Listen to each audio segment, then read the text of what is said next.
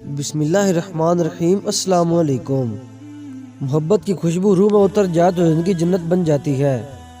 محبت میں آگ پہ چلنا، دیوانہ جل بھی جائے تو ہونٹوں پہ آہ نہیں بلکہ مسکراہٹ ہوتی ہے۔ بس کچھ کم بخت لوگوں نے محبت کے نام پر جسموں کی تجارت شروع کر دی۔ ایک صاحب کی کال آئی، فارس تم سے اپنی محبت شیئر کرنا چاہتا ہوں۔ میں مسکرایا، فارس محبتوں کے لیے ہی تو ہے یہاں پہ۔ وہ آہستہ سے بولا، کیا آپ ٹائم نکال کر کبھی ملاقات کریں گے؟ مختصر یہ ملاقات کا وقت طے ہو گیا۔ وہ سامنے بیٹھا تھا، آہستہ سے بولا، 12 سال پہلے ہماری ملاقات ہوئی۔ سونیا بہت خوبصورت تھی، دبئی سے پڑھائی کر کے آئی تھی، قانون پڑھ کر آئی تھی، کزن تھی میری۔ دوسری جانب میں، نہ کوئی جاب نہ کوئی فیوچر، نہ امیری نہ عشق کے جیسا خوبصورت، لیکن میں اس سے بے حد محبت کرتا تھا۔ سچ یہ بھی ہے کہ وہ مجھ سے محبت کرتی تھی، لیکن ہماری محبت میں ایک دیوار تھی، اور وہ دیوار تھی ہمارے اسٹیٹس کی، جو میں چاہ کر بھی نہیں مٹا پا رہا تھا۔ امی کو مجبور کیا سونے کے گھر رشتے کے لیے، لیکن جواب میں تانے اور بےعزتی۔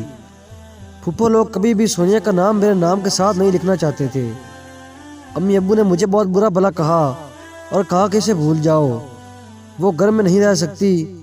میں نے چلا کر پوچھا، امی کیوں نہیں رہ سکتی؟ امی خاموش ہو گئی۔ بابا بولے، وہ جس کمرے میں سوتی ہے اس میں بڑے بڑے 2 AC لگے ہوئے ہیں، ان کے گھر میں نوکر چاکر ہیں، جس گاڑی میں وہ گھومتی ہے اس گاڑی کی قیمت تمہارے گھر سے زیادہ ہے، اور تو اور اس کی پالتو بلی کا ماہانہ خرچہ ہمارے گھر کے 1 مہینے کے خرچ سے 2 گنا زیادہ ہے۔ بات کرتا ہے سونیا سے شادی کرنے کی۔ میں خاموش ہو گیا۔ بابا آہستہ سے بولے، پیسے کا زمانہ ہے، دولت کما پھر چاہے ملک کے وزیر کی بیٹی کو اپنی دلہن بنا لے۔ میں خاموش ہو گیا۔ دولت کمانا صرف فلموں میں جٹ پٹ ہوتا ہے، حقیقت میں پولیس رات سا سفر ہوتا ہے، غربت سے نکل کر محلوں تک جانا۔ میں سونیا کے دل کا حال جاننا چاہتا تھا۔ سونیا کے گھر گیا، وہ گارڈن میں بیٹھی تھی۔ میں نے سلام کیا، سونیا مجھے تم سے ضروری بات کرنی ہے۔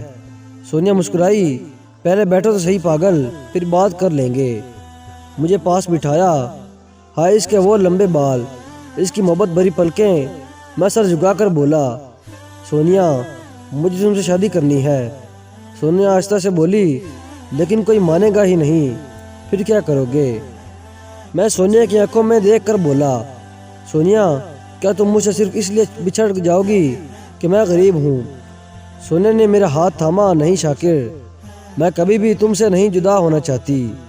تم بہت اچھے ہو، عزت کرنے والے، خیال رکھنے والے، محبت کرنے والے۔ بہت قسمت والوں کو تم سے ہم سفر ملتا ہے۔ میں بھی تم کو کھونا نہیں چاہتی، لیکن کوئی راستہ بھی تو نہیں ہے۔ میرے ابا بھائی کوئی بھی نہیں مانے گا۔ میں نے سونیا کا ہاتھ مضبوطی سے پکڑا۔ سونیا کیا میرے ساتھ قدم سے قدم ملا کر چل سکتی ہو؟ سونیا نے محبت بھرے انداز میں ہاں میں سر ہلایا۔ میں ہلکا سا مسکرایا، پھر آخری سی کوشش کر لوں ایک بار آپ کے بابا سے بات کرنے کی۔ میں بائک پہ جا رہا تھا، میری بائک خراب ہو گئی۔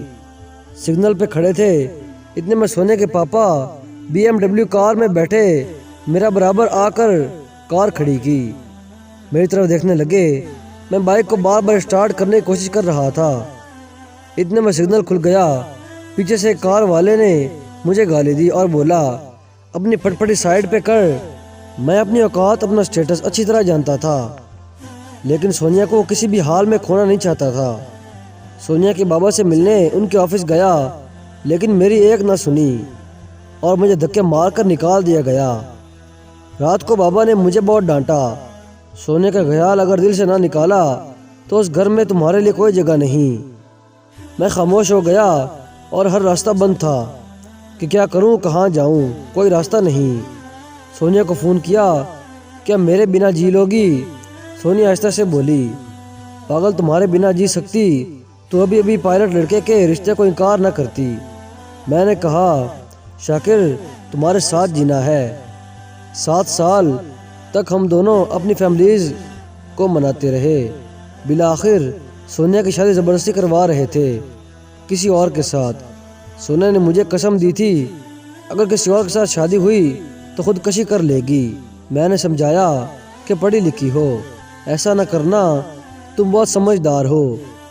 سونیا روتے ہوئے بولی، سمجھدار ہوں اس لیے زبردستی مجھے کسی کے ساتھ باندھ رہے ہیں۔ جب کوئی راستہ نظر نہ آیا تو سونیا کو اپنے ساتھ لے آیا، کورٹ میرج کر لی۔ شاید سب کی نظروں میں یہ غلط ہو، لیکن آخر ایک ہی زندگی کے کس نے دوبارہ آنا ہے اس دنیا میں، پھر بھلا ایک انسان کے چاہت اور وہ بھی بچھڑ جائے۔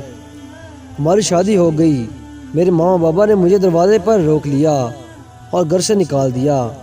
مشکلات کا سفر شروع ہوا۔ میں لاہور چلا گیا، کرایہ کا گھر لیا جس کی حالت کافی خراب تھی۔ اس میں نہ اے سی تھا نہ کوئی پرسکون بستر۔ میں سونے کی جانب دیکھ رہا تھا، وہ اداس تھی۔ مجھے محسوس ہوا کہ میں نے بہت غلط کر دیا، محبت کی خاطر اس بیچاری سے سب سکون چھین لیے۔ لیکن سونیا میرے ساتھ خوش تھی۔ اس نے مجھے حوصلہ دیا، میرا ہاتھ تھاما، میرے ماتھے پہ بوسہ کیا اور پیار سے بولی، میری جان اب ہم ایک ہیں، ہمارے سکھ دکھ سب ایک ہیں۔ وقت گزرنے لگا، کبھی ایک گھر سے نکالے جاتے تو کبھی دوسرے گھر کا کرایہ ٹائم پہ نہ دے سکے۔ سونیا ہر قدم میرے ساتھ رہی۔ ایک وقت ایسا آیا ہم دونوں نے 2 دن روٹی نہ کھائی۔ میں گھر آیا خالی ہاتھ۔ سونیا برگر پیزے کھانے والی آج 2 دن سے بھوکی تھی۔ میں بہت رویا تھا، سونیا کے پاؤں پکڑ لیے۔ سونیا یہ سب میری وجہ سے ہے نا؟ سونیا کی آنکھوں کے گرد سیاہ حلقے تھے۔ وہ میرے ماتھے پہ بوسہ کر کے بولی، پاگل ایسا نہ کہا کرو، اللہ ہمارے ساتھ ہے نا، مشکل وقت بھی گزر جائے گا۔ پھر ایک دن مجھے ایک نیوز چینل میں جاب مل گئی۔ میں بہت خوش تھا۔ سونیا کو بتایا، سونیا میرے سینے سے لگ گئی۔ پھر حالات بدلنے لگے، میں ترقی کی سیڑھیاں چڑھنے لگا۔ اللہ تعالیٰ نے کرم کیا، اپنا گھر خرید لیا، کالونی میں شفٹ ہو گئے۔ پھر اللہ تعالیٰ نے ایک بیٹا اور ایک بیٹی عطا کی۔ صرف 8 سال میں اتنی ترقی کر لی جتنی میں پچھلے 26 سال میں نہ کر سکا۔ سونیا کے چہرے پہ خوشیاں تھیں۔ اب رفتہ رفتہ سب سے ملنا جلنا شروع ہوا۔ سونیا سارا دن بچوں کے ساتھ مصروف رہتی اور میں اپنی جاب پہ۔ رات کو گھر آتا، سونیا سے محبت بھری باتیں، اس کی چھوٹی چھوٹی خوشیوں کا خیال رکھتا۔ لیکن سونیا کا رنگ پیلا پڑنے لگا، وہ گزرتے دن کے ساتھ کمزور ہوتی جا رہی تھی۔ میرے پوچھنے پہ مسکرا دیتی۔ پھر ایک دن میں اسے اسپتال لے گیا۔ ڈاکٹر نے بتایا، آپ کی بیوی کو لاسٹ اسٹیج پر کینسر ہے۔ میں وہیں پہ بے ہوش ہو کر گر گیا۔ سونیا باہر بیٹھی تھی بچوں کے ساتھ۔ میں سونیا کو کھونا نہیں چاہتا تھا۔ سونیا میری زندگی تھی۔ میں نے ہر ممکن کوشش کی، پاگلوں کی طرح شہر شہر گھوما۔ سونیا نے میرا ہاتھ تھاما، میرے ماتھے پہ بوسہ کیا، آہستہ سے بولی، پاگل بس کر دو نا، اب کتنا تھکاؤ خود کو میرے لیے۔ میں سونیا کو سینے سے لگا کر بولا، سونیا میں کب تھکا ہوں بھلا؟ اس نے میرے پاؤں کی طرف اشارہ کیا۔ بے دھیانی میں کب میرے پاؤں کو شیشے کے ٹکڑے سے کٹ کے لگ گیا، خیال ہی نہ تھا۔ میں اپنے سب درد بھول چکا تھا۔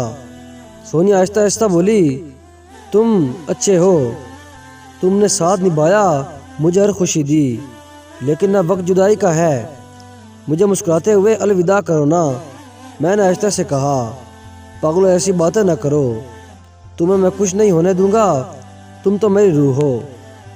سونیا نے بیٹے کی طرف اشارہ کیا، بالکل تم جیسی ہے، بہت خیال رکھنا میرے بچوں کا اور اپنا بھی۔ سونیا نے میرا ہاتھ مضبوطی سے پکڑا۔ میں روتے ہوئے بولا، جب بھی ہم پہ کوئی مشکل آتی تھی تم رات بھر نوافل ادا کرتی، اللہ تعالیٰ کی عبادت کرتی، مشکلات آسانی میں بدل جاتی تھیں۔ آج میں ساری رات اللہ تعالیٰ سے تم کو مانگوں گا۔ وہ ہلکا سا مسکرائی، نہیں پاگل، بس اپنا خیال رکھنا۔ پھر آنکھوں کے سامنے سے وہ ہمارا 12 سال کا سفر چند لمحوں میں گر گیا۔ اس نے آخری ہچکی لی اور مجھے چھوڑ گئی۔ میں چیخ چیخ کر رونے لگا۔ اسے قبر میں اتارا، دل چاہا ساتھ ہی دفن ہو جاؤں۔